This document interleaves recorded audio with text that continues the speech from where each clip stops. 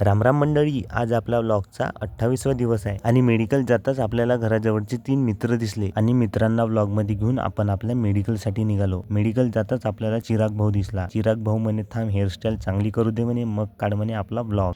आणि लोकेशला सोबत घेऊन मेडिकल मध्ये आलो. ठीक आहे. आणि मेडिकल मध्ये आल्यावर आपण रोजच्या प्रमाणे ऑर्डर चेक करून टाकला. अच्छा. आणि बाहेर येताच अजित पवार साहेबांच्या निधनाची बातमी ऐकली आणि अजितदादा पवार साहेब यांना भावपूर्ण श्रद्धांजली. आणि मग थोडे पेशंट करून मी मेडिकलच्या बाहेर आलो जेवण करायला जाण्यासाठी. आणि जाता जाता भाऊला ऑर्डर लिस्ट दिली आणि मेडिकल मध्येच होते आपले मोठे भाऊ. आणि जेवण करून मी मेडिकल साठी निघालो. आणि मेडिकल मध्ये येता येता आपल्याला रस्त्याने पंकज भाऊ दिसले आणि पंकज भाऊचं पण मेडिकल आहे, पंकज मेडिकल स्टोअरच्या नावाने, गणेश मंदिरच्या मागे. ठीक आहे, समज गया. मेडिकल मध्ये आल्यावर आपण राजू भाऊ कडे गेलो आणि योग असा आला होता की राजू भाऊ आपला व्लॉग पाहतच होते.